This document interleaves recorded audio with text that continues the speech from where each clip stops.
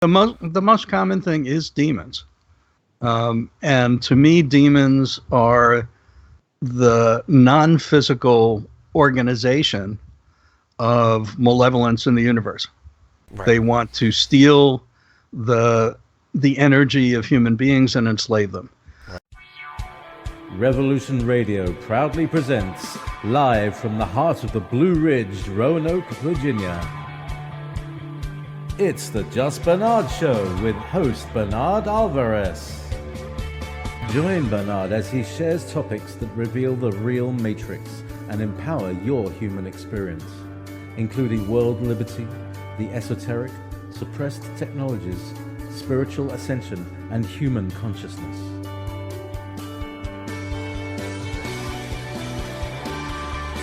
Humanity has awakened, and our time has come to realize our full potential.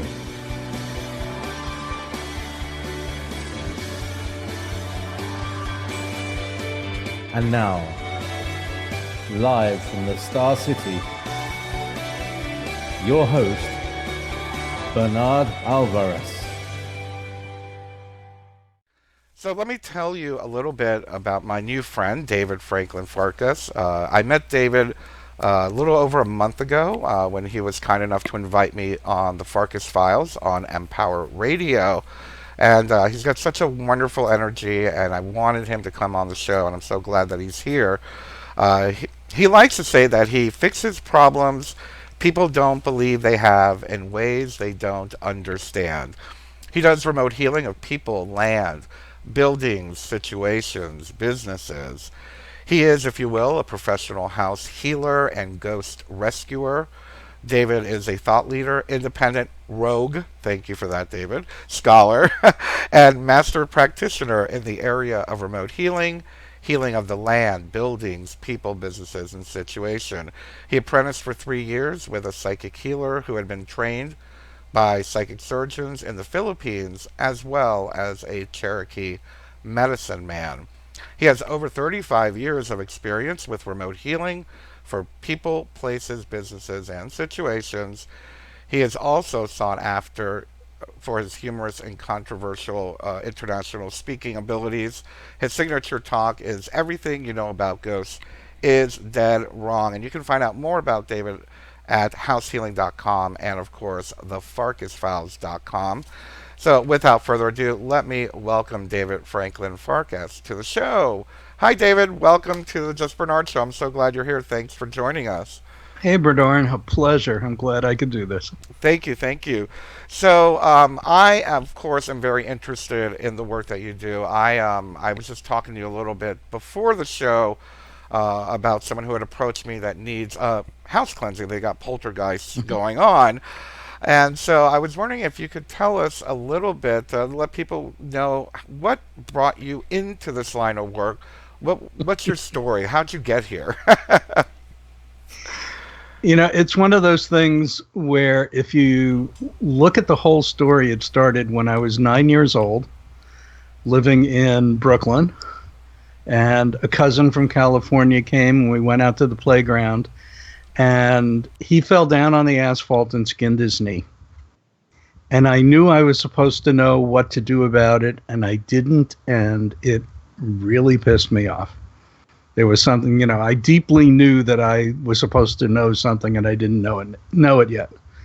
And that led to a fascination with first aid and devouring every bit of material about first aid and the human body, eventually becoming a Boy Scout, becoming a Red Cross instructor in first aid and everything else I could possibly think of doing, lifeguard, water safety instructor, all kinds of stuff.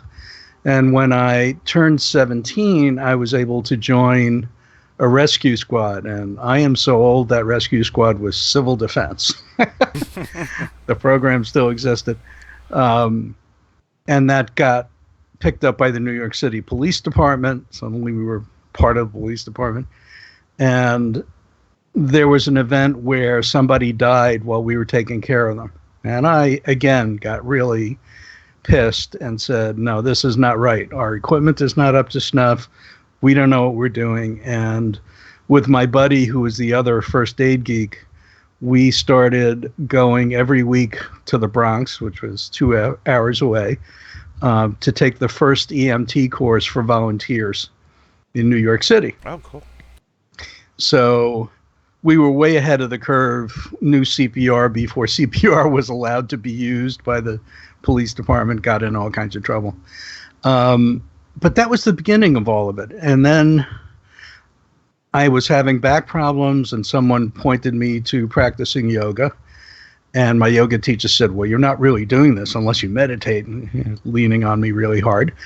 And all right, I'll meditate. And as soon as I started meditating, I started seeing really bizarre things. I figured out what it was later, but it was like, what is going on? And I was solid enough in myself not to immediately think I was crazy. Well, I wasn't crazy. That's a good start. Right. Right. I was seeing something that was extremely strange, but I was seeing something. It wasn't that I suddenly got weird. Not that I wasn't already weird. And so I started looking for people that knew what they were talking about, and it was a long time ago. They were hard to find, but I eventually found Oshina, Cheyenne medicine woman, and I told her the story, and she said, oh, honey, put her arm around me like a grandmother. Oh, honey, that's just the lower astral plane. It's a little creepy neighborhood, but, it's really wonderful that you can see. And that led me to all kinds of things in terms of meditation and finding out about all this strange stuff. And eventually I figured out that I could do hands-on healing. And I took some training around that. And then the story starts taking a shift into my family. And my father, who was living in California, my mom had died a few years before, so we weren't sure what was going on, but it was a brain tumor. And so I rushed out to be with him while he was going through that. And I worked on him before and after surgery and charged up the water in his IV bags and did a bunch of other things. And he walked away from that surgery 10 days later with a relatively minor amount of support, leaving me shaking my head going, what? Cool.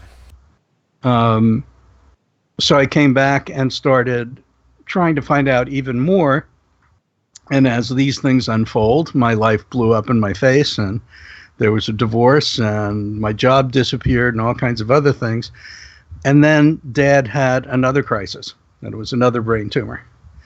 And I went out there, and everybody was waiting for me in the hospital to talk to Dad, all the people that he worked with. And after I sort of settled him down, because I knew he was having a paranoid thing going on, and I knew from what he was saying what part of his youth that came from.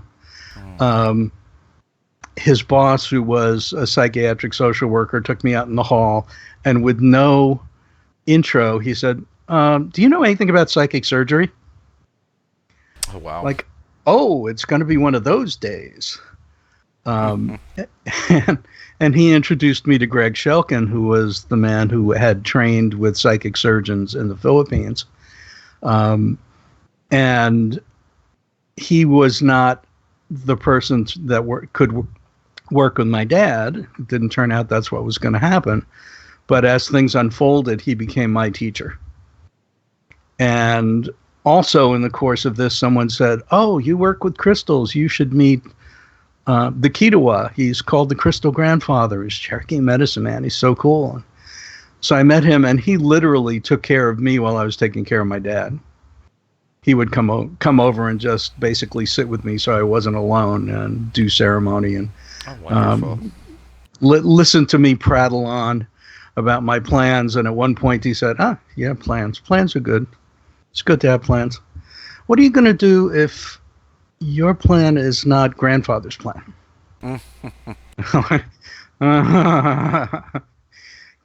Very humbling experience. But long story short, he was the last one I said goodbye to, and he said to me, so you coming back? I said, think so. You know when? Said, if this conversation is like every other conversation I've had with you, you're going to tell me, aren't you? I said, yeah, pick me up at this time and this date. There's something most white people wouldn't see, but you're ready, so I'm going to take you. So I went back to the East Coast, finished out the school semester, cleaned up my life as well as I could, depending on who you talk to. I did a good or bad job, and bought a new truck and drove cross country in 4 days. My autobiography is going to be called 200 Miles Before Breakfast, and dumped my stuff, picked up Kitawa, drove 2 hours to a reservation, had no idea where I was. Go through the gate and up this really steep hill, and there were armed tribe members about every 100 yards because it was the Sundance and it was still illegal. Oh. And so guys would look at this white guy and look at Kitawa, and Kitawa would say, he's okay. It's with me. So we got up there, and he said, yeah, find yourself a spot for your tent, and introduced me around. And I said, so where are you going to stay? Oh, I'm not staying. You got to take me home. Oh, man. So drove him home, drove back with a little scrap of paper that said, he's okay. Kitawa. back through all the armed guards. And spent 4 hours, 4 days in the encampment, doing the sweats and the ceremonies and being in the teaching circles and being on the perimeter of the ceremonies. I was still an outsider, but it was just an incredible honor, and I learned an incredible amount. And then had to go back and pick him up so he could be there for the final day. And so my relationship with Kitawa was very much like that. I never knew what he was going to drop me in the middle of. Talk about being dropped in the deep end. Well, and that's how I describe, what's your training like? Well, it's kind of like being thrown in the deep end of the pool and being watched to make sure you don't drown. Right. Oh, he's doing okay. And then when you're done, nobody will talk about it because that takes you out of your experience into your head. So, Yep. So he gave me access to things that most, white guys from Brooklyn never would have had an opportunity to experience. And the flip side of it was working with Greg, and I'd walk in when we had an appointment, and sometimes he'd work on me, and sometimes there'd be one of his clients on the table, and he would watch me work on them, and sometimes I never knew what he was going to do. The culmination of never knew what was going to happen was I was driving home from somewhere one day, and my guides are going, stop at Greg's house, stop at Greg's house. And it's before cell phones. I can't call him, so I just went and knocked on his door, and he came looking totally, why are you here? And I said, well, my guides were screaming at me. I was supposed to come here. All right, come in. And as soon as we got inside and did a little small talk, the phone rang. There's someone shrieking in the background in a way I've never heard a human being shriek. I said, all right, we'll be there in a minute. And he's pulling stuff out of the bottom drawer, and he looks at me and says, so you want to do an exorcism? So it was one of those experiences where it was a whole lot like the movies, except the head doesn't spin all the way around, and right. They weren't actually on the ceiling. And I got assistance from my dad, who had died during the course of all of this, and some other things, and then had a demon in my face, very unhappy with me. At which point, it's really good to be from Brooklyn. Oh, yeah, right. You need the attitude. But that's a major turning point. Once you do something like that, there really isn't a whole lot that's going to show up that will rattle you anymore. Right. Although I did get knocked against the wall and choked by an entity in a psych hospital, but that's par for the course. Well, I was young and stupid, which was redundant. So all of that got me to a place of wanting to know more, wanting to do more, being thrown into situations of clearing land, because we always did that. Even if you were focusing on a person, you always cleared the entire situation. And then I came back to the East Coast and tried to be relatively normal, and got married and raised a kid, and on the side there's always dad doing his weird practice with people. And as I developed more skill in doing the remote healing, it was much simpler than seeing clients in person. As a business model, in terms of doing land and property healing, it's much less expensive for the client than flying people out and putting them up in a hotel. Yeah. And I know people that work that way, and they have to charge thousands of dollars just for logistics. So over the course of, I've been doing that part of the practice for over 20 years, and I've just come up with a way of doing it as easily as possible. One of the things that Greg said was, so how many times do you have to experience something before you accept that it's real? Do you have to have it happen to you over and over again? Or once it happens, do you go, oh, that's interesting, I didn't know that? Which is kind of like the NASA scientist who said, when something happens, we really have to seriously consider that it might be possible. Yes, exactly. And then the next question was, how many times do you need to do something to know that you can do it? You have to do it over and over again in order to accept that you now know what to do in that situation and that it will work. Right. And then the next thing is, how hard are you going to make it to do that? Do you need to go through ritual and ceremony and a whole bunch of other steps in order to make the shift in consciousness that lets you see and do what you need to do? And so he really challenged me to streamline my internal process and my ceremonial process, the process of actually doing the work, so that it made it much, much easier to do it remotely. So, I am the probably the least drama shaman around, because I don't have rituals that are necessary for me to do the work. I sit there with a pad and a pen, with the information that I got over the phone, talking to the client, doing the assessment with them, and just, this is what's going on, that's what's going on, okay, we've got to do this, we got to do that, make it happen. Which is very different from the way lots of folks work. And for me, going to a drumming circle is overwhelming for me. It's way too loud. I'm a quiet hermit, I just sit here and do it. I can relate to everything you're talking about with that. So yeah, it's as the saying goes, it's been a long, strange trip. I'd say so. That's amazing, though. I love how you ended in, going through all these experiences and then just very no nonsense, getting to the point, doing what you need to do instead of all the pageantry and all the bells and whistles. I work the same way, and I fully agree with, it's what do we need to do to get to the point? What do I need to do? Well, there are healing traditions that are like that.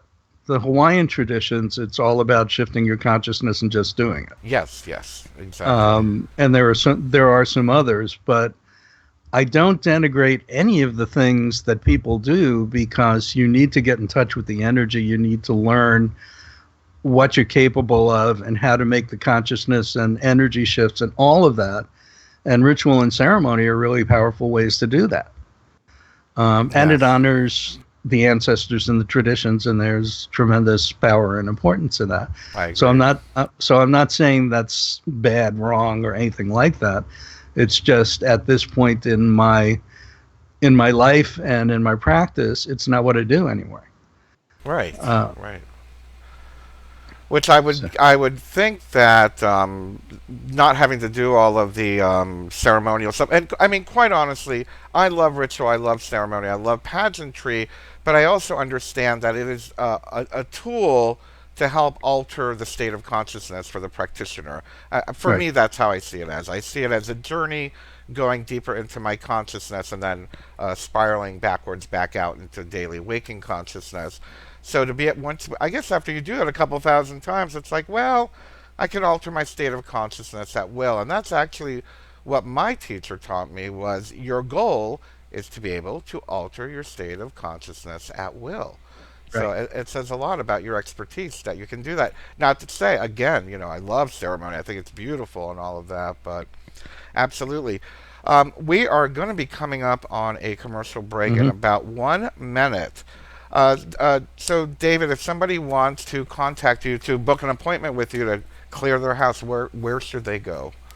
They should go to househealing.com.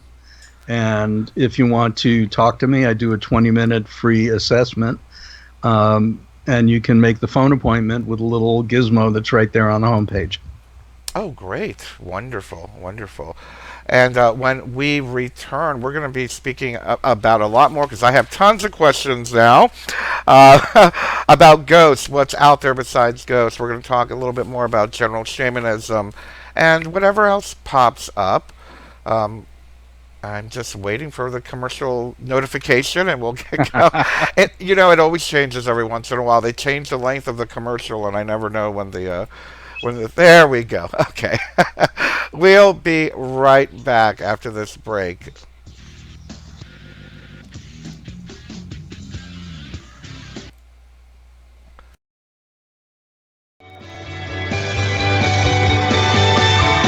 And now, back to your host, Bernard Alvarez.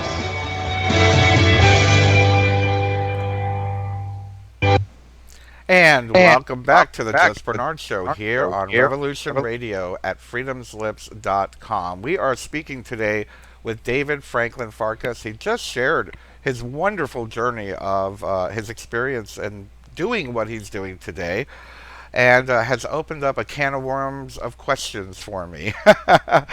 and Uh-oh. so with that, let me ask you, David, with your clearing of homes and clearing of, getting rid of little things that go bump in the night that shouldn't be there, is it fair to say, and I think I'm correct, is it fair to say that your approach to house clearing and whatnot came from your shamanic education versus what we would call like parapsychological modern ways of doing it? Is that about right? That's about right. There's also a fair amount that I've learned from dowsers because I speak about ghosts usually at dowsing conventions, and then I get to sit around with these folks that have been doing amazing things for 40 years, with no pomp and circumstance at all. They just know incredible amounts. And that informed a whole other way of looking at things and gave me more things to look at. Just if you don't Right. know what to look for, you don't look for it. Um, so part of what's different about what I do is I'm working at so many different levels looking for things that most folks don't look for. Right. Okay. Well, that makes sense. Yeah, as a matter of fact, you were talking a little bit, and actually, maybe you can give me some clarity.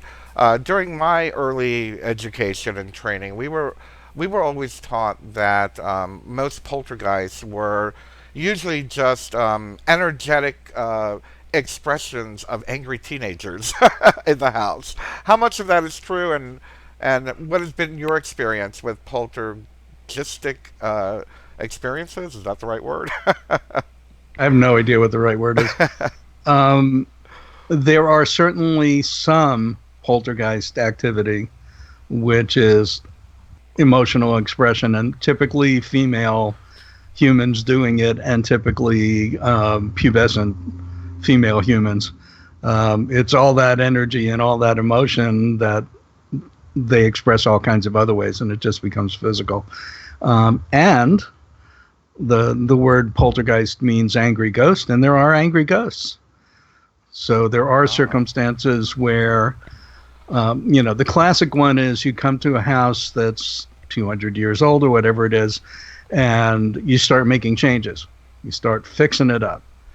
Well, if Granny is still there and you mess with her kitchen, she will not like that. right. The most dramatic thing I ever saw, which almost made the house uninhabitable, was it was the old grandmother, and it was the kitchen, and she killed the septic system. Oh, wow. She crashed the septic system. If we had not solved the problem, the house would have been uninhabitable. Oh, my gosh. So there are all kinds of ways that somebody who has lived there doesn't know they're dead or know they're dead, and it pisses them off, and they do things. I have a friend who used to smell the pipe smoke of the guy who lived there and the perfume of the woman of the house, which is not uncommon. Right. And she was changing things in a closet. She was going to rearrange all the stuff so she could get more in the closet. And the lady of the house punched her in the stomach and knocked her against the wall. Oh, my gosh. So it was like, oh, time to call David again. But there are all kinds of things that will happen that are physical manifestations of the energy of somebody who is not understanding what's going on or understands it and is just angry about it. Right. And they're fascinating. The ghost phenomenon that's really common, a lot of people report the way that they saw a ghost is they suddenly woke up and the ghost was looking down over them in bed. Mm-hmm. My follow-up question is, was it the ghost that woke you, or did they sit on the mattress and the mattress moved and that woke you? And a surprising portion of the people that tell those stories will say that, they sat on the mattress, which violates all the laws of Newtonian physics. Oh. Here is a consciousness that doesn't know they don't have a body. So they react with the physical world. They sit on the mattress thinking that they have a body, and the physical world responds to them based on their expectation. That's really cool because I have an entity that crawls around my bed, and it's my cat that passed away 2 years ago. And I always think it's my cat who's alive right now, and I look around and there's nobody there, but I can feel the little paw prints, the little paw jumping around the bed. I'm like, oh, it's my former familiar Isis is there. Right. And it's not scary, it's not scary. Right. I've been at museums where they have filmed fluffing up the pillows in the two big chairs by the fireplace, and every morning, and they have it on film, somebody that's not there sits in them and makes an indentation in the pillow. Oh, that's wild. On the Queen Mary, which is supposed to be very haunted. Yeah. One of the things I absolutely love is they will occasionally get wet footprints on the deck of the swimming pool, which of course has been empty for decades. Oh, yeah. But also indentations in the mattresses and all kinds of other things. So there is a way in which non-physical consciousness, whether they're doing it on purpose or they're doing it because they don't know they're dead, which 80 to 90% of ghosts don't know they're dead, will affect the physical world in a way that makes sense to me. But if science looks at it, goes, how in the world could this possibly be? And it smacks of everything that we experience being a set of agreements. We expect it, so it happens that way. Right. Been going on for tens of thousands of years. Everyone expects it to be that way. So when it doesn't happen that way, people freak out, which is the stuff that shamans do. Right. Is affecting physical realities in unexpected ways. So things that are called miracles are results that people cannot figure out a reason for. Yeah, exactly. But it's the effect of consciousness on physical reality in the same way that a ghost that doesn't know they're dead affects physical reality based on their consciousness. Right.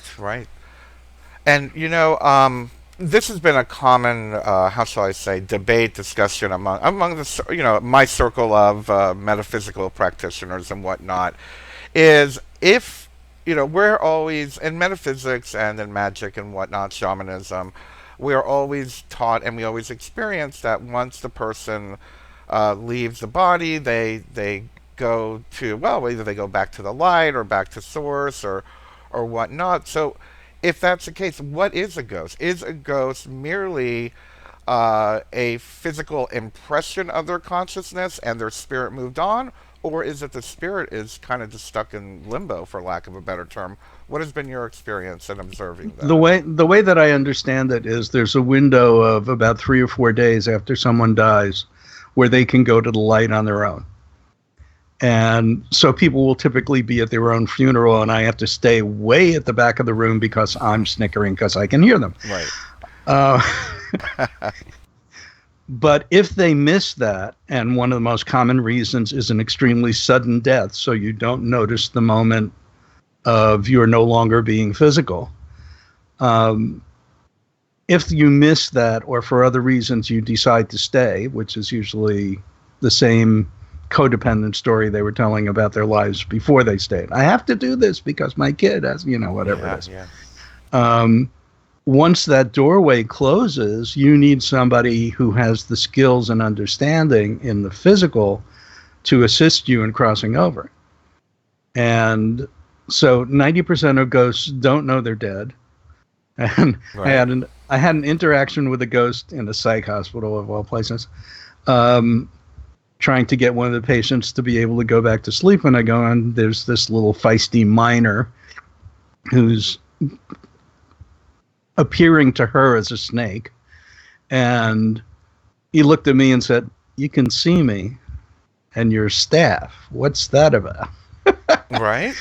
Because he knew the patients can see them, but none of the staff could. I'm like, right. Well, you got. So we go through this whole process of him trying to con me into letting him stay. And I finally looked at him and said, "Do you know you're dead?" And he got really confused and said, "Oh, that explains so much." Oh, I would believe so. Right.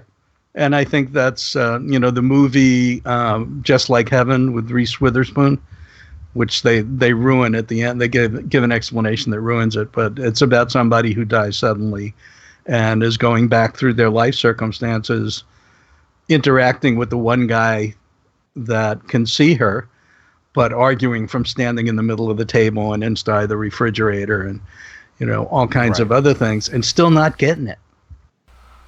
Right. Still, this is my apartment. Mm-hmm. What are you doing here? Yeah. And so it's how big a portion of the ghosts that is, I don't know, but there is this experience of no longer being physical, but being in some way in space-time and not having moved on. Right. So there are also, people ask about hell, and my response is there are as many hells as there are beliefs in hell. Right, right.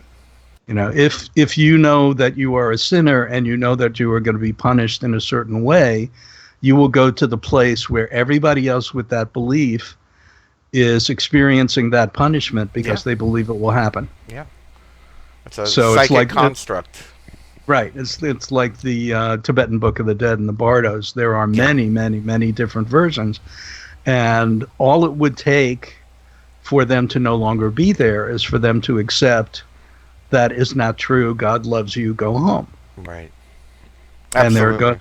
And there are ghosts that stay on the physical plane because I know I'm a sinner. All I've been fighting and chasing women and, all this other stuff. I don't want to take a chance on going here. I'm just going to stay here with all my buddies from the pub.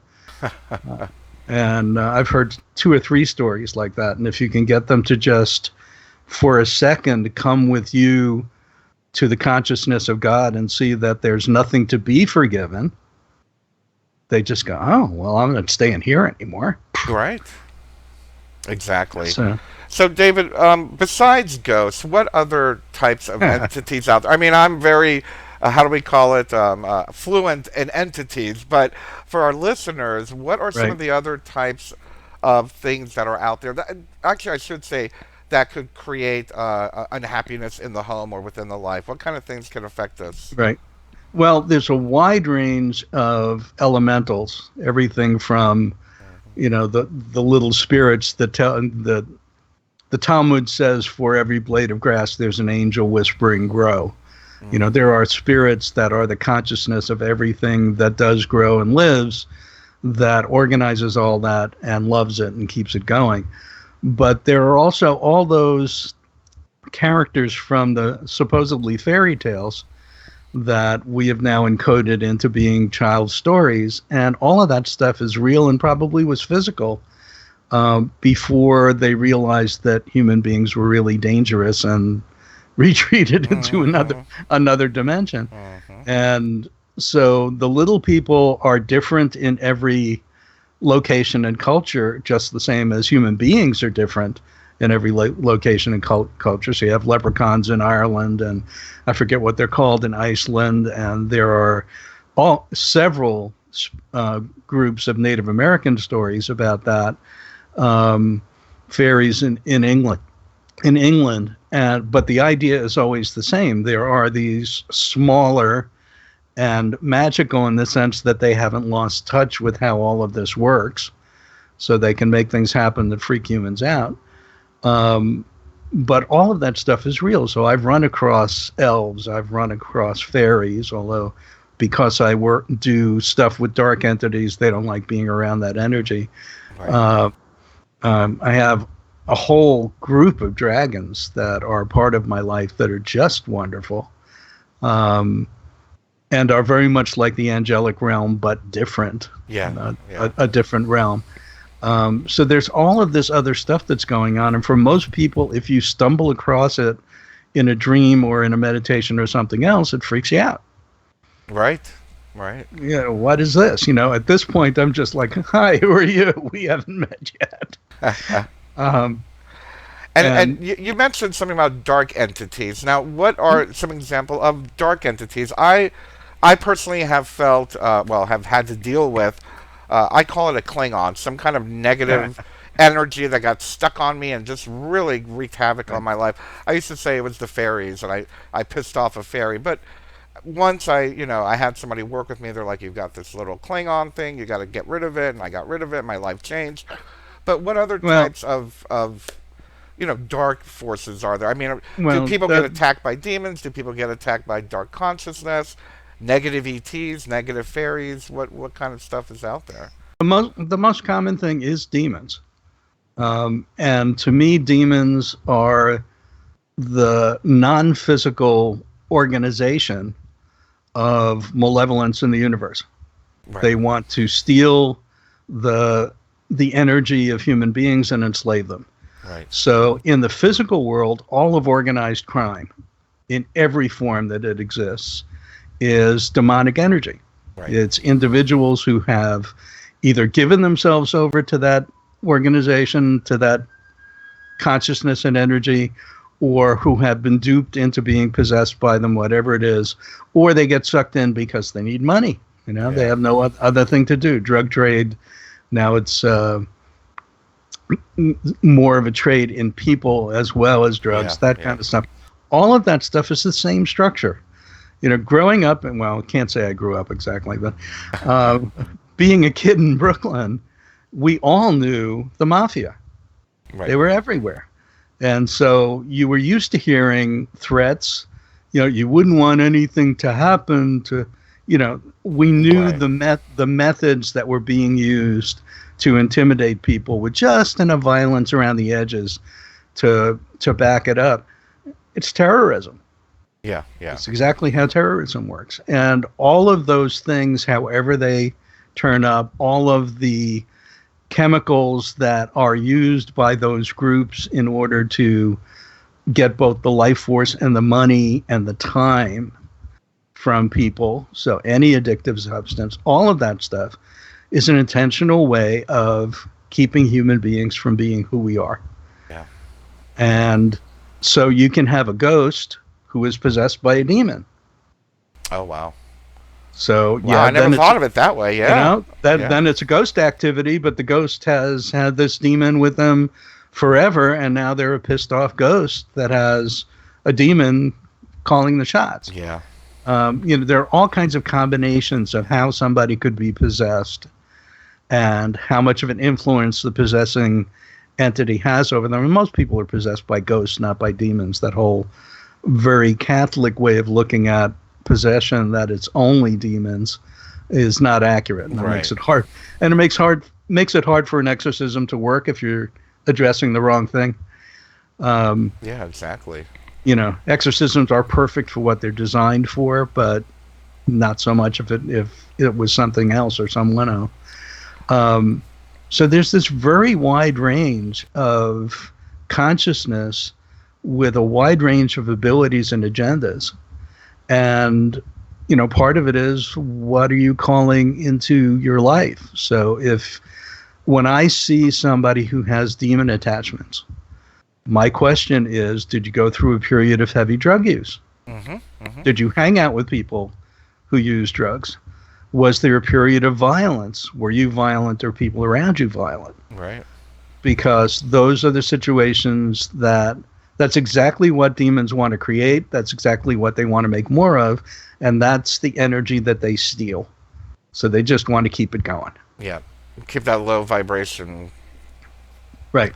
We're running out of time already, and I hope I have enough time for you to answer this question.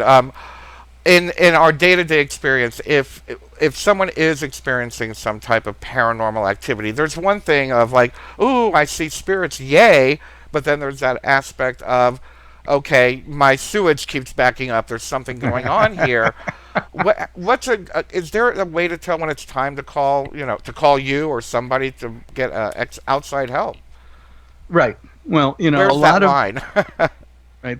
A lot of the good part of the paranormal explosion of interest is that people are trying to understand that there is life after death, and they want some manifestation that they can confirm it with. And anything that expands consciousness in that way is good. The problem is getting totally sucked into explanations and technology and all the rest of it without really expanding your consciousness about it. It still winds up being fear-based. And it doesn't address that if you can contact those ghosts, we are responsible to help them cross over. My whole thing is, if you find somebody, then this is an ancestor, this is another human being that's in this lost circumstance. We are responsible to get them home. So I have a really hard time with all the places that get rented for paranormal investigations. Like, what is this, a ghost zoo, a ghost plantation? No, we should be helping these folks. I wholeheartedly agree with that. So I'm excited that people are fascinated with it, but I think they get sidetracked into both the glamour of certain things and the technology and all the rest of it. If at the end of the process, all you can say to somebody is, yeah, there's something here, but you can't help what's there so that they're no longer causing the problem, then there's a big piece missing in the process. And so my work is, who's here? Why are you here? Let's get you home. Right. I like that, and that's the way it should be. Wholeheartedly. Well, we are out of time already. Gosh, I could have gone on even longer. I guess we'll have to have a part 2 in a few months. But I'm happy to do that. That would be great, David. Now you have a radio show also. Where can people listen to you weekly? You can find all the information at thefarkasfiles.com. The show is on Empower Radio, empowerradio.com with 1 R. And they have an app. There's 24/7 programming, just wonderful people. And so you can plug into the app and listen anytime, but we're also on almost every streaming media outlet, and you can listen from the website as well. For me, you can find all of my information at househealing.com. Very good. Wonderful. Well, I thank you so much for joining us today. Like I said, we'll have to have a longer conversation in the future. Sounds good. But if anyone is interested in contacting David, please go to househealing.com, and like he said, you can book an appointment for a 20-minute consultation to get some answers on whatever's going on with you. Anyway, everybody, I want to thank you for joining us today here at the Just Bernard Show on Revolution Radio and on Facebook Live. We'll be back again, same time, same channel, 2 p.m. Tuesday. I love you. Have a wonderful, wonderful week. Bye-bye.